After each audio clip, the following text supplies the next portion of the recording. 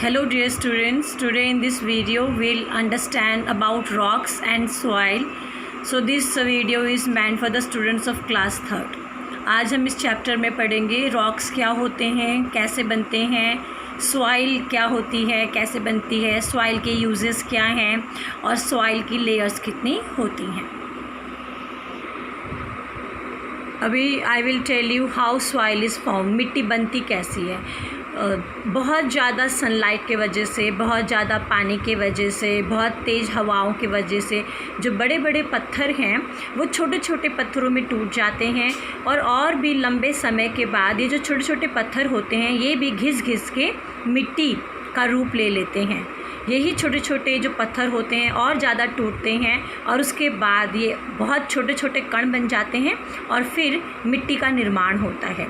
Due to the strong effects of sunlight, water and wind, big rocks break down into smaller pieces over a long period of time. These small pieces continue to break down further till they become very fine particles of soil. ये देखिए students कि ये बड़े बड़े पत्थर हैं, बारिश गिरती है इनके ऊपर, जो धूप गिरती है बहुत तेज़ी से, फिर ये जो बड़े बड़े पत्थर हैं टूटने लगते हैं और फिर कुछ समय बाद जो होता है यही बड़े बड़े टुकड़े हैं और समय बाद और फाइन पार्टिकल्स बन जाते हैं और फिर सॉइल का, मिट्टी का निर्माण होता है. The breaking down of rocks into soil is very slow process and take a lot of time. ये जो बड़े बड़े पत्थर होते हैं इनसे जब मिट्टी का निर्माण होता है तो बहुत ज़्यादा समय लगता है. ये बहुत ही स्लो प्रोसेस है. While the rocks are being broken down, dead plants and animals get mixed with the small rock pieces, making them rich in nutrients and fertile. अब हमें यह पता होना चाहिए कि मिट्टी उपजाऊ कब बनती है. जब ये बड़े बड़े पत्थर टूटते हैं हवा के कारण, बारिश के कारण, धूप के कारण, तो जब ये टूट जाते हैं, छोटे पत्थरों में टूट जाते हैं, तो जो डेड एनिमल्स होते हैं, प्लांट्स होते हैं, वो भी इस मिट्टी में गलते हैं, सड़ते हैं और उनमें जो उनकी बॉडी में जो मिनरल्स होता है, न्यूट्रिएंट्स होता है, वो फिर मिट्टी में मिल जाता है और इस प्रकार जो फिर मिट्टी होती है वो उपजाऊ बनती है, फर्टाइल बनती है. ये देखिए जिस ये मिट्टी में दिखा रखा है कि कोई एनिमल है वो मर गया और उसके बाद वो एनिमल डिके हो जाता है, सड़ जाता है और उसके अंदर जितने भी न्यूट्रिएंट्स है, विटामिन्स है, मिनरल्स है, वो मिट्टी में मिक्स हो जाते हैं. Very fine particles of rocks from the soil. और इस प्रकार हमारी जो मिट्टी होती है वो डेड एनिमल्स और प्लांट्स के कारण फर्टाइल होती है, उपजाऊ होती है और फिर उसमें कोई भी जो पौधा होता है वो बहुत ही अच्छे ढंग से पौधे की उसमें ग्रोथ होती है. स्टूडेंट्स आपने मिट्टी देखी होगी, क्या सभी मिट्टी का रंग एक जैसे होता है? नहीं, राइट. मिट्टी का रंग अलग अलग होता है. आपने देखा होगा कहीं मिट्टी रेड कलर में दिखाई देती है, कहीं येलो कलर में दिखाई देती है, कहीं मस्टर्ड कलर में दिखाई देती है, कहीं रेतीली होती है. तो स्टूडेंट्स जो मिट्टी का रंग होता है वो डिपेंड करता है किस एरिया में वो रॉक्स हैं और किस प्रकार के पत्थरों के टूटने के कारण वो मिट्टी बनी है. मिट्टी का जो रंग है ब्राउन भी हो सकता है, रेड भी हो सकता है, ब्लैक भी हो सकता है और येलो भी हो सकता है. ये डिपेंड करता है कि किस प्रकार के पत्थरों से टूटने के बाद वो मिट्टी बनी है, उसका रंग उस पर डिपेंड करेगा. सो स्टूडेंट्स जो मिट्टी होती है इसमें काफ़ी सारी लेयर्स होते हैं. धरती में मानिए तो काफ़ी सारे लेयर्स हैं, मिट्टी की काफ़ी सारी लेयर्स हैं, उसके बारे में हम पढ़ेंगे. Soil consist many things such as water, dead remains of plants and animals, fine sand, clay, mud, minerals and small pieces of stones. जो सॉइल होती है, मृदा होती है, मिट्टी होती है, उसमें काफ़ी सारी चीज़ों का मिश्रण होता है. पानी होता है, सड़े गले पेड़ पौधे होते हैं, जानवर होते हैं, मिट्टी होती है, छोटे छोटे पत्थर होते हैं. The top most layer of soil is called top soil. सबसे ऊपर जो सतह आप देख सकते हैं मिट्टी की, उसको हम टॉप सॉइल कहते हैं. This soil is very fertile. और जो टॉप सॉइल होती है बहुत ज़्यादा उपजाऊ होती है क्योंकि इसमें बहुत सारे न्यूट्रिएंट्स होते हैं, इसलिए ये जो सॉइल है बहुत ज़्यादा फर्टाइल है. यहाँ देखिए स्टूडेंट्स, ये जो डायग्राम है ये बहुत इम्पॉर्टेंट है, इसको बहुत ध्यान से देखिए.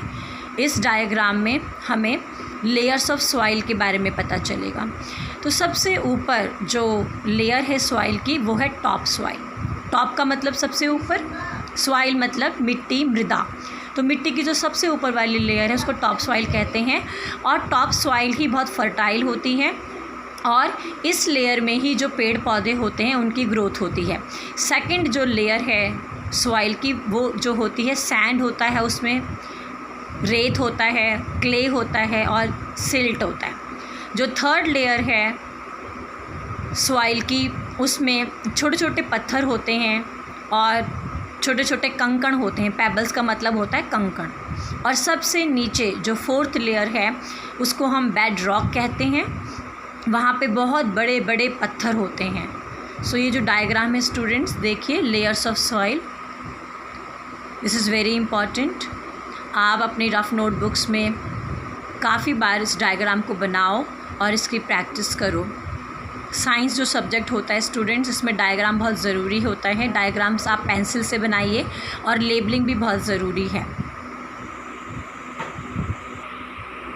सो स्टूडेंट्स, आपसे पूछा जाए कि सॉइल के क्या यूजेस हैं, तो ऑलरेडी आपको बहुत सारा यूजेस पता होगा।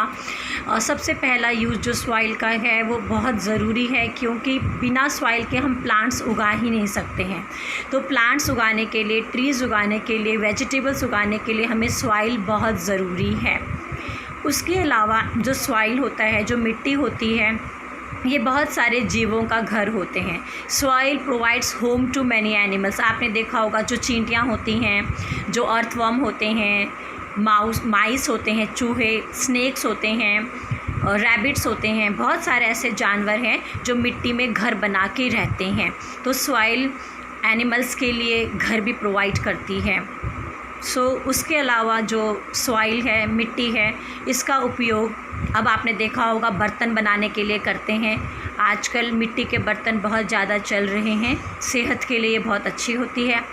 इसके अलावा बच्चों, मिट्टी की मदद से ही हम ब्रिक्स बनाते हैं, ईंट बनाते हैं। मिट्टी की मदद हम ईंट बनाने के लिए भी करते हैं। Soil is used to make bricks, soil is used to make utensils, soil is used by many animals to make homes, soil is necessary for the growth of plants. soil के बहुत सारे यूज़ होते हैं। Students, soil is very important for all of us. मिट्टी हम सब लोगों के लिए बहुत ज़रूरी है। और आपने देखा होगा जब बहुत ज़्यादा बाढ़ आती है, बहुत ज़्यादा धूल भरी आंधियाँ आती है, तो यही जो मिट्टी है इसका इरोज़न होता है। सॉइल इरोज़न को रोकने के लिए हम लोगों को बहुत सारे पेड़ पौधे लगाने चाहिए। हमें खूब सारे पेड़ पौधे लगाने चाहिए ताकि इन पेड़ पौधों की मदद से जो मृदा है, जो मिट्टी है, उसका इरोज़न ना हो। आई होप आप लोगों को ये जो टॉपिक है सॉइल समझ में आया होगा। Still, if you have any doubt, you have any questions, you can send me your doubts. I will be happy to clear your doubts. Thank you, students.